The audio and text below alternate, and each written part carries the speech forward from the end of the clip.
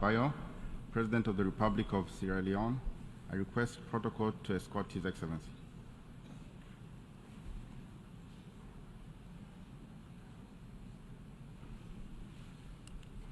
On behalf of the General Assembly, I have the honor to welcome His Excellency Julius Maada Bio, President of the Republic of Sierra Leone, and to invite him to address the Assembly.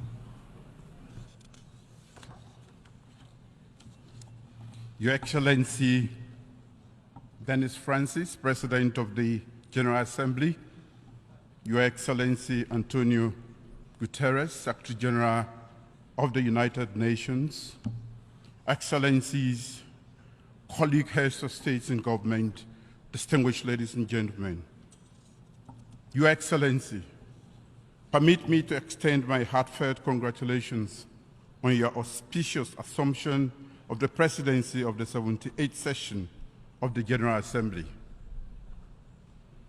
My delegation and I stand unwaveringly by your side, committed to fortifying the bedrock of global unity during your tenure. I offer my profound respect and gratitude to your predecessor, Mr. Saba Kurusi of Hungary, whose depth stewardship of the 77th session is a guiding beacon for all. To our esteemed Secretary General, Mr. Antonio Guterres, your dedication to weaving together the strands of global consensus for battling poverty, planetary crisis, and championing sustainable development goal is a testament to your leadership. Mr. President, the soul of Sierra Leone, echoing the spirit of Pan-Africanism, resonates with the clarion call of this year's theme: rebuild trust and reignite global solidarity. A testament to our enduring democratic spirit was showcased on June 24th, when in free, fair, and peaceful multi-tier elections, the Sierra Leonean people elected their leaders across various tiers of governance. My re-election as president for a second final term serves not merely as an endorsement of my leadership, but a solemn testament to my government's commitment to fashioning a Sierra Leone that thrives as a united, peaceful, and dynamic bastion of hope and opportunity. A nation where our aspirations for abundant jobs, food security, quality education, and equitable healthcare are not mere dreams, but manifest realities, where justice and opportunities are not mere prerogatives of a few, but the birthright of all. Mr. President, in the face of global upheavals, from the pandemic to geopolitical tensions exemplified by the war in Ukraine and the ensuing food crisis, my first term stood as a beacon of our commitment to democratic freedoms and human rights. We rooted out the unpleasant legacies of the past, repealing antiquated laws such as the seditious libel statute that lingered for half a century. We consigned the death penalty to the annals of history and charted bold advances against the scourge of corruption. Our devotion to education was unambiguous. Over 800,000 new learners were introduced under our aegis, and we significantly augmented domestic educational funding, ensuring it constituted an average of 22% of our national budget. We championed an ethos of radical inclusion, providing unfettered and tuition-free access to quality primary and secondary school education for all. In our unwavering commitment to dismantle the barriers of gender inequality, my administration declared a state of emergency on the heinous crime of rape and sexual and gender-based violence. Sierra Leone urged the global community for solidarity on access to justice and remedies for survivors of sexual violence and the recognition of November 18 by this General Assembly as World Day for the prevention of healing from sexual exploitation, abuse, and violence. Our Gender Equality and Women's Empowerment Act of 2022 shows our commitment to equality. With this act, I've proudly inscribed our nation's pledge to reserve a minimum of 30% of seats in elected and appointed offices for women, ensuring equal employment opportunities, lengthening maternity leaves, and compelling our financial institutions to chart pathways that amplify women's access to financial resources that they so rightfully deserve. As I step into my second term, Mr. President, my government has carved out 5 pillars that guide our national development trajectory to spur sustainable development and social progress. Food security. 1, food security, intertwined with investment in agriculture, is poised to just feed, not just to feed our nation, but to fuel job creation, propel economic growth, and alleviate the weight of poverty. 2, human capital development, meticulously crafted for the modern era with a special lens for gender equality. 3, youth employment scheme. This promises our younger generation that their energy, passion, and ambition will find fertile ground in Sierra Leone. 4, cutting-edge technology and infrastructure program. This is conceptualized to pave sustainable pathways of economic ascent. And a thorough revamp of public service architecture, refining its essence for utmost efficiency, professionalism, and service delivery. SDGs towards peace, prosperity, progress, and sustainability for all. Mr. President, 78 years ago, the United Nations was born from the profound understanding that peace, development, and human rights are inextricably intertwined. Each element nourishes the other, creating an equilibrium essential for global harmony. As we stand at this juncture, let us remember that the noble ambitions enshrined in the Charter of the United Nations to foster international cooperation, to confront and surmount challenges, be they economic, social, cultural, or humanitarian in nature. It is in unity and shared purpose that the promise of a brighter, just, and peaceful world is realized. The resonant theme of this General Assembly, therefore, opens a horizon of possibilities, beckoning us to harmoniously forge ahead in the shared pursuit of accelerating actions on the 2030 Agenda and its sustainable development goals towards peace, prosperity, progress, and enduring sustainability for all. Our world faces formidable challenges: widespread poverty, persistent hunger, the looming shadow of climate change, and the unsettling presence of sustained and emerging conflicts.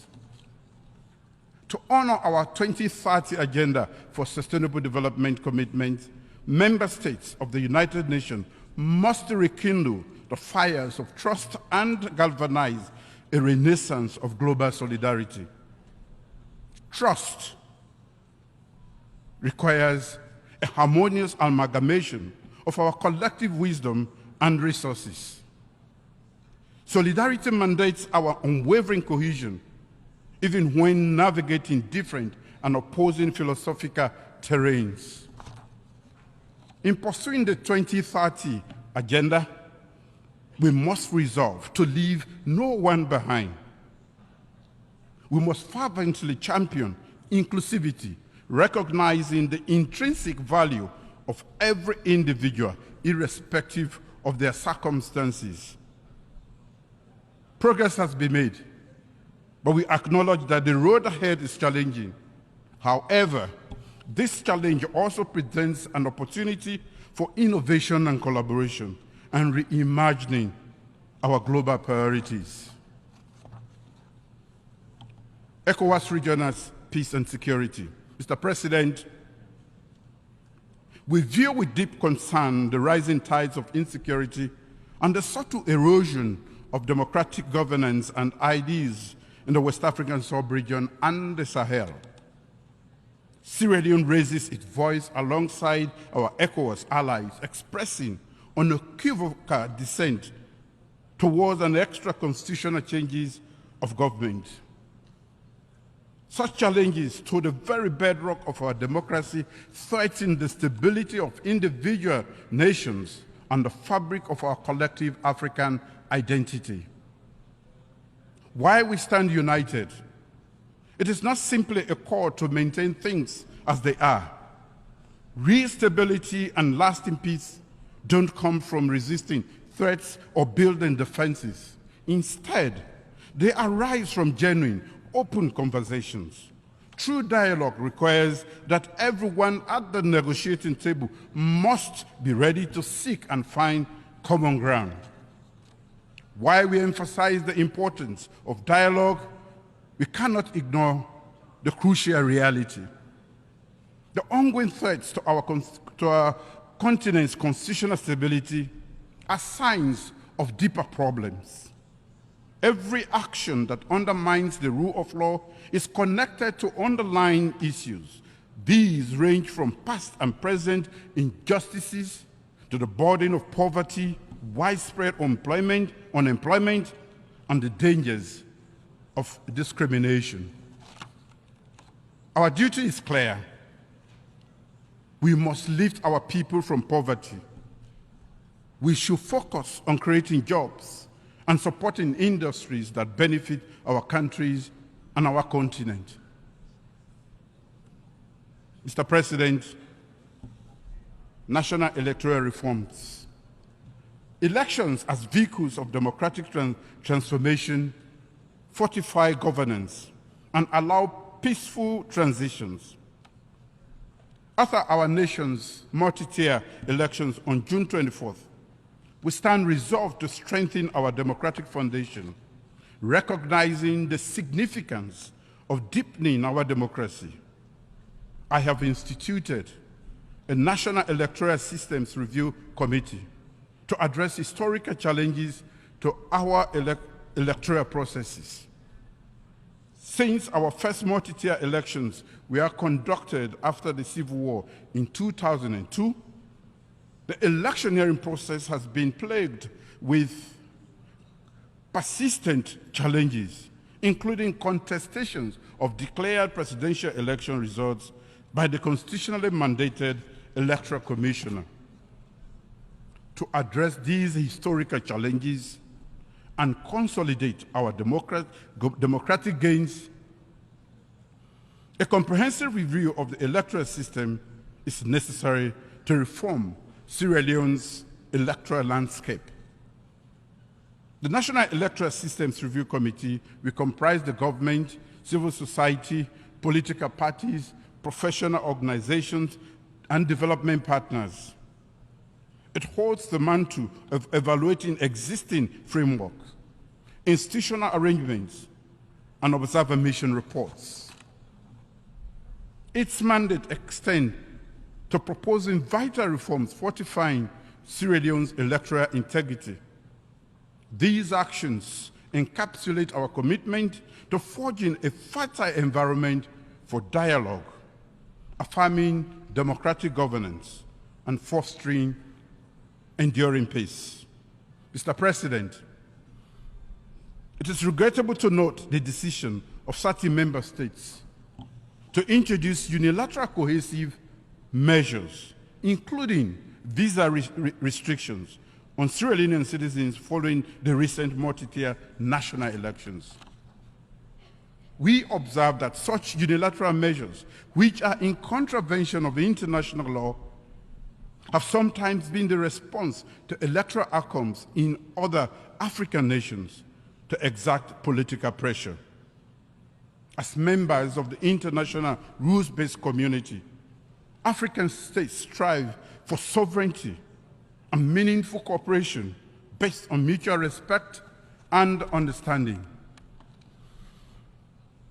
In democratic processes, every democracy faces unique challenges. However, the essence of sovereignty, as contained in the UN Charter, is the ability of member states to address and resolve internal matters independently and without external pressure. In our engagement on the international stage, we hope for understanding and mutual respect, especially on important issues like national elections. Constructive dialogue and open channels of communication should be the pillars of our global interaction and not punitive, unilateral, cohesive measures that do not further the entrenchment of democracy, but instead strain relations between nations. Sierra Leone remains steadfast in its commitment to free, fair, and credible elections alongside our dedication to the rule of law. We believe that democratic progress is a journey, and its pace varies from one nation to another. We respect the individual paths countries have taken in their quest for democracy and anticipate the same level of understanding and respect for ours. We aspire to nurture relationships rooted in solidarity, cooperation, and mutual respect, all directed towards a shared global future. United Nations Security tenure. As Sierra Leone takes its non-permanent seat at the United Nations Security for the 2024-2025 term after a hiatus of 53 years, we are deeply aware of our shared duty to uphold international peace and security. The profound nexus between peace, development, and human rights will be the beacon guiding our priorities. We stand poised, resolute, and committed to forging a world where these ideas are not mere aspirations, but enduring realities for all. Sierra Leone fully subscribes to the ideas of multilateralism as a tool for global peace and security. Our vision is to serve as the vital conduit linking the ECOWAS community of the West African states, the African Union, and the nations in focus with the Security Council. As we yearn for tranquility and justice, we pledge our commitment to collaborate with the 5 permanent members of the Security Council, and as part of the 10 elected members and the 3 African representatives. Reform of the UN Security Council. Mr. President, Sierra Leone recognizes the pressing issue of Security Council's legitimacy, equitable representation, and transparency. In a world reshaped by geopolitical realities, true global peace and security hinge on reforms and the rejuvenation of United Nations Security Council and the UN General Assembly.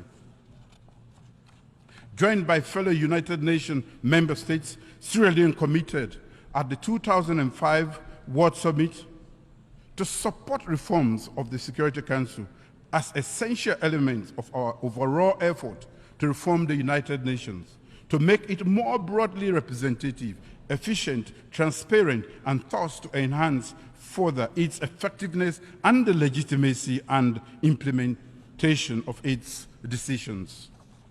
While the discourse has been has seen forward movement, the historical injustices endured by the African continent remain unresolved at the intergovernmental negotiations. Africa, glaringly, stands alone as the only region without permanent representation within the Security Council and is conspicuously unrepresented in its non-permanent category. The United Nations security remains trapped in the era of 1945, when much of Africa was still in the regrettable grip of colonialism. We must not allow this colonial ethos to persist 3/4 of a century later. Africa demands for 2 permanent seats, complete with commensurate rights, including the veto, is maintained, if maintained, and 5 non-permanent seats are issues of equity, justice, and our right to have an equal say in the decision-making on issues that affect the African region. Our conviction is steadfast. Security Council reform should squarely confront these long-standing inequity and imbalance, addressing Africa's unique circumstances. As the coordinator of the African Committee of 10 Heads of State and Government on the reform of the United Nations Security Council, Sierra Leone will continue to advocate and garner support among member states and other interest groups for the common African position as enshrined in the Eswini Consensus and SADC Declaration. We will also envisage infusing the working methods of the Council to instill transparency, accountability, democracy, and ultimately renewed legitimacy. Climate change. Mr. President, our collective pursuit of sustainable development confronts the triple planetary crises of pollution, climate change, and biodiversity loss. Despite contributing minimally to these crises, Sierra Leone remains intensely vulnerable to their repercussion, a reality compounded by our limited capacity to cope. Our National Adaptation Plan, launched in 2018 as an embodiment of our commitment, designed to have our vulnerability by 2030, it underscores risk awareness, regulatory enhancement, institutional empowerment, and gender-responsive adaptation strategies. Sierra Leone seeks equitable and timely access to climate financing. We request unfettered access to leverage new climate change adaptation and mitigation technologies and shared knowledge. Our salvation from the escalating climate change crisis lies in collective wisdom and concerted efforts. Global solidarity. In today's complex world, the urgent need to rebuild trust and strengthen global unity stands out. We must adopt a cooperative approach, set aside individualistic actions, and promote shared progress based on common values. As we deal with disputes of sovereignty and self-determination across the world, we must also resolve to do so with dialogue, exhausting all avenues for peaceful resolution. Conclusion. In this evolving multipolar world, where conflicts ripple across borders and power dynamics are in flux, we must recognize our shared interests and intertwined destinies. The multifaceted crisis challenging our global community demands unified action. For our collective strength is determined by our most vulnerable segments. The voices we make today, the choices we make today, have far-reaching implications for tomorrow. We stand at a crossroads. One path takes us to mere rhetorical commitments to equity and solidarity, while the other beckons us to act with conviction, driven by profound belief in equity and justice, economic justice, social justice, political justice. Let us choose wisely, for the fate of generations to come hinges on the decisions we make now. Thank you.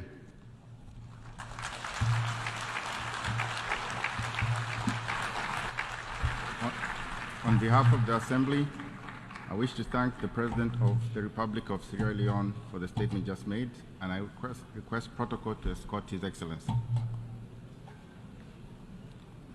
The Assembly will hear an address by His Serene Highness, Prince Albert